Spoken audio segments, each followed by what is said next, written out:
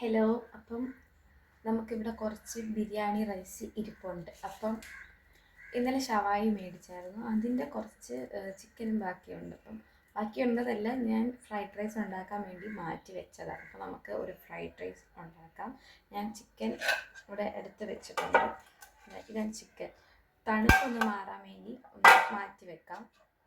ഞാനിവിടെ ഉണ്ടാക്കാൻ പോകുന്നത് ഒരു ഒതൻറ്റിക് ഫ്രൈഡ് റൈസ് ഒന്നും അല്ല, ഒരു തട്ടിക്കൂട്ട് ഫ്രൈഡ് റൈസാണ് ഉണ്ടാക്കാൻ പോകുന്നത്. അപ്പം ഞാൻ ആദ്യമേ തന്നെ അരിയൊക്കെ കഴുകി വേവിക്കാൻ വെച്ചിട്ടുണ്ടായിരുന്നു. പിന്നെ ചിക്കനൊക്കെ ഒന്ന് കട്ട് ചെയ്തിട്ട് അതിലേക്ക് കുറച്ച് മുളക് പൊടിയും ഉപ്പും കുറച്ച് വെള്ളവും കൂടെ ചേർത്ത് നന്നായിട്ടൊന്ന് മാരിനേറ്റ് ചെയ്ത് വെക്കുന്നുണ്ട്. മുളക് പൊടിക്ക് പകരം കുരുമുളക് പൊടിയാണ് ഏറ്റവും ബെസ്റ്റ്, പക്ഷേ അതിവിടെ ഇല്ലാത്തത് കൊണ്ട് മുളക് പൊടി ഞാൻ ചേർക്കുന്നു. എന്നിട്ടൊരു പാൻ എടുത്ത് കുറച്ച് എണ്ണ ഒഴിച്ചിട്ട് നമുക്ക് ജസ്റ്റ് ഒന്ന് ഷാലോ ഫ്രൈ ചെയ്തെടുക്കാം. കാരണം ഓൾറെഡി വെന്ത ചിക്കൻ ആയതുകൊണ്ട് ഷാലോ ഫ്രൈഡ് ആവശ്യമേ ഉള്ളൂ. നമുക്കൊരു ഫ്ലേവർ കിട്ടാൻ വേണ്ടി മാത്രം ജസ്റ്റ് ഒന്ന് ഫ്രൈ ചെയ്തെടുക്കുന്നതേ ഉള്ളൂ.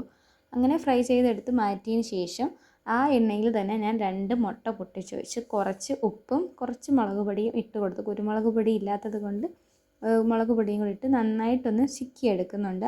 നന്നായിട്ട് അത് ചിക്കി വന്നിട്ട് അത് മാറ്റി വെച്ചിട്ട് വേറൊരു പാൻ എടുത്ത് അതിലേക്ക് കുറച്ച് ഓയിൽ ഒഴിച്ച് കൊടുത്തിട്ട് നമുക്ക് ആവശ്യമുള്ള ഇഷ്ടമുള്ള അത്രയും വെജിറ്റബിൾസ് നമുക്ക് എടുക്കാം. പക്ഷേ ഇവിടെ എനിക്ക് ക്യാരറ്റും ക്യാബേജും മാത്രമേ ഉണ്ടായിരുന്നുള്ളൂ. അപ്പം ഞാൻ അതെടുത്തു.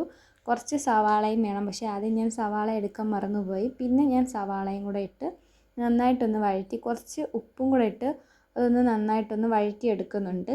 അതിൻ്റെ ഇടയിൽ ഒരു പച്ചമുളകും കൂടെ കട്ട് ചെയ്തിട്ടു, അത് ഞാൻ മറന്നുപോയായിരുന്നു. അങ്ങനെ അതൊക്കെ നന്നായിട്ടൊന്ന് വഴണ്ട് വന്നതിന് ശേഷം കുറച്ച് സോയാ സോസും കൂടെ ഇട്ട് നന്നായിട്ടൊന്ന് നമുക്ക് മിക്സ് ചെയ്തെടുക്കാം. എന്നിട്ട് നമ്മൾ മാറ്റി വെച്ച ചിക്കനും മുട്ടയും കൂടെ നമുക്ക് ഇട്ടിട്ട് നന്നായിട്ടൊന്ന് മിക്സ് ചെയ്ത് കൊടുക്കാം. സോയ സോസ് ഒഴിക്കുന്ന സമയത്ത് ടൊമാറ്റോ സോസും കൂടെ ഉണ്ടെങ്കിൽ അടിപൊളിയാണ്, പക്ഷേ അതിവിടെ ഇല്ലാത്തത് കൊണ്ട് അത് നമ്മൾ സ്കിപ്പ് ചെയ്യുന്നു. പിന്നെ ആ പാത്രം തികയാതെ വന്നപ്പോൾ ഞാനൊരു വലിയ പാത്രം എടുത്ത് അതിലേക്ക് പിന്നെ റൈസും കൂടെ തട്ടി നന്നായിട്ടൊന്ന് മിക്സ് ചെയ്തപ്പോൾ സോയാ സോസ് കുറച്ചും കൂടെ വേണമെന്ന് തോന്നി. അങ്ങനെ കുറച്ചും കൂടെ സോയാ സോസ് ഒഴിച്ചു ഇട്ട് നന്നായിട്ടൊന്ന് മിക്സ് ചെയ്ത് കൊടുക്കുവാണ്. നമ്മൾ മിക്സ് ചെയ്യാൻ പാടില്ല, ഒരു ഇതായിട്ട്.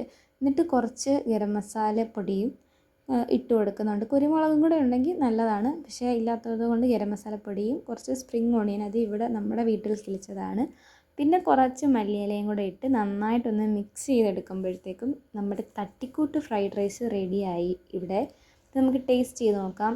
ടേസ്റ്റ് ചെയ്യുമ്പം നമ്മുടെ ഒതൻറ്റിക് ഷവർമയല്ല, ഒതൻറ്റിക് ഫ്രൈഡ് റൈസിൻ്റെ ടേസ്റ്റ് ഒന്നും ഇല്ലെങ്കിലും കൊള്ളാം, ടേസ്റ്റൊക്കെ ഉണ്ട്. അപ്പോൾ ഇന്നത്തെ വീഡിയോ ഇത്രയേ ഉള്ളൂ. Okay, by.